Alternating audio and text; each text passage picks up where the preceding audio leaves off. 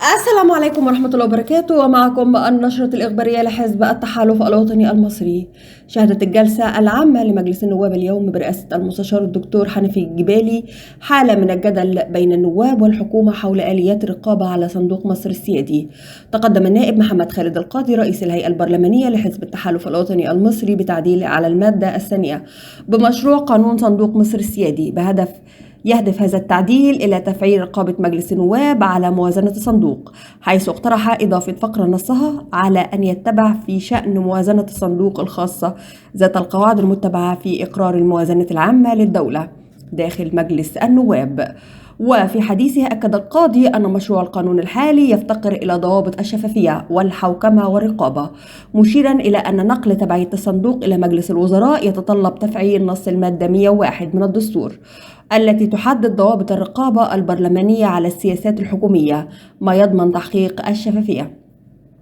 بدوره علق المستشار محمود فوزي وزير الشؤون النيابية والقانونية والتواصل السياسي على المقترح، مشيرا إلى أنه جدير بالتعليق، مضيفا أن الصندوق يعد أحد الأذرع الاقتصادية الهامة للدولة وله طبيعة خاصة، وأوضح أن التبعية لمجلس الوزراء لا تقضي على استقلالية الصندوق إذ أن تلك التبعية سياسية. وأشار فوزي إلى أن الصندوق لديه أرقام وأرباح وخسائر ويمكن مراقبته من خلال هذه الأرقام، وأكد أن المادة 11 من القانون تحدد ضوابط تلك الرقابة من خلال مراجعين من الجهاز المركزي والبنك المركزي وعرض التقرير على الجمعية العمومية ومجلس النواب ورئيس الجمهورية.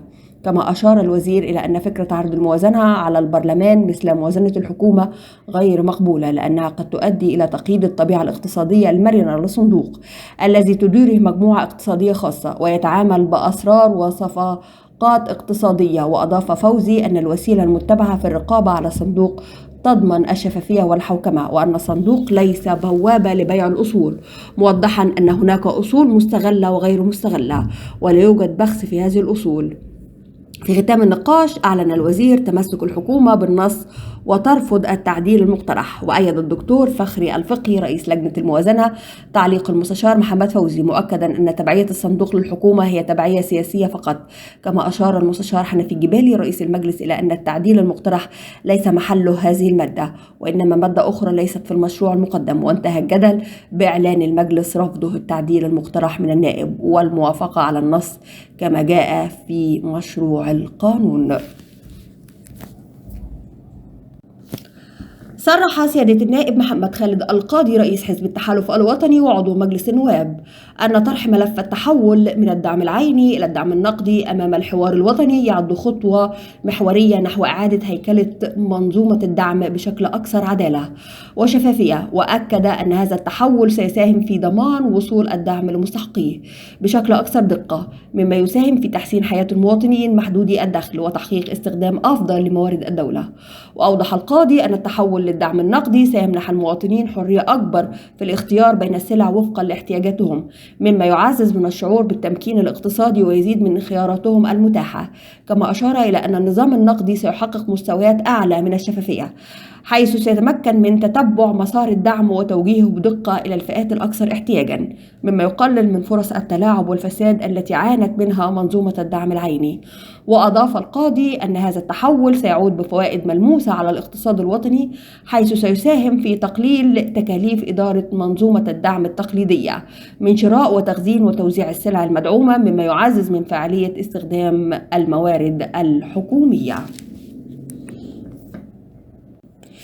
بيان عاجل من المؤسسة الوطنية لمكافحة الإرهاب. منذ تأسيس المؤسسة الوطنية لمكافحة الإرهاب في مطلع العام 2018 تبنت المؤسسة رسالة تعددية وشمولية في الحوار السياسي والاجتماعي بهدف بناء دولة مدنية حديثة تلبي آمال جيل جديد من الشباب من أجل حماية أهدافها والحفاظ على مبادئ العمل الجاد.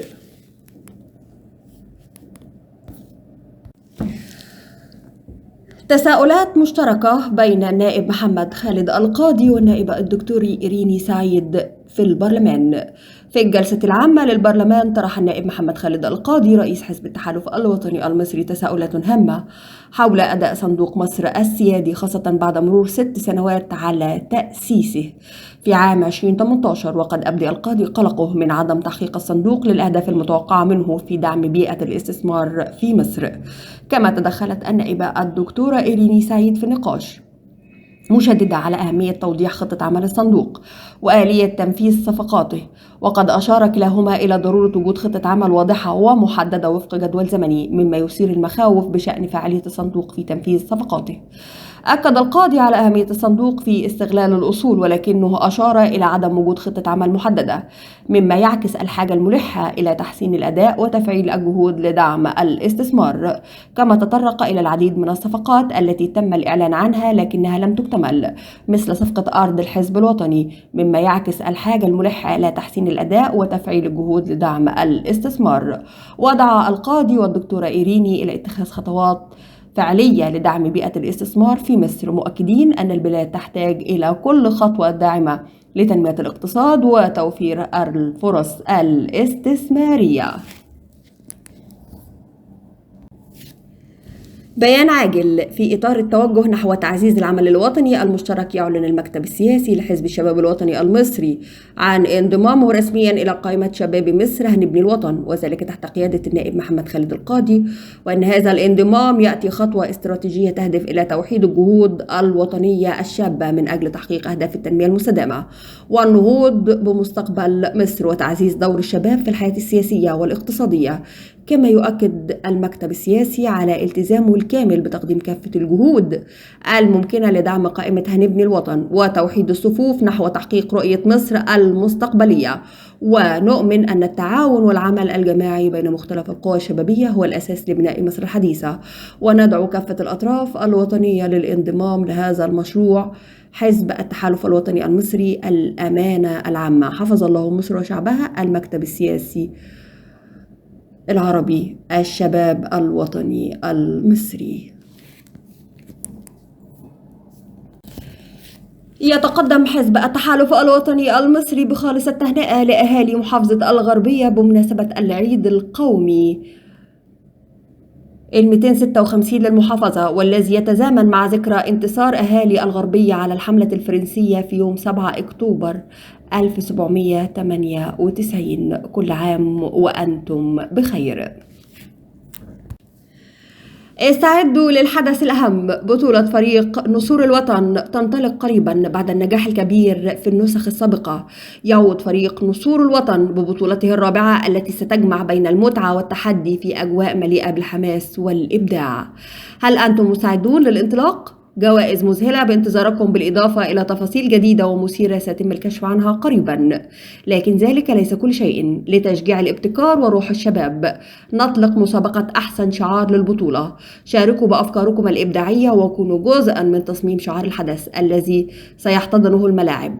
الفائز سيحصل على جائزة رائعة وشرف اعتماد تصميمه كشعار رسمي للبطولة. ترقبوا المزيد من التفاصيل قريبا. لا تفوتوا الفرصة لتكونوا جزءا من هذه التجربة الفريدة. معا لنصنع الذكريات. دعونا نرفع شعار التحدي والإبداع. نسور الوطن، البطولة الرابعة. شعار البطولة مسابقة الإبداع. وإلى هنا تنتهي نشرتنا الإخبارية. دمتم سالمين، والسلام عليكم ورحمة الله وبركاته.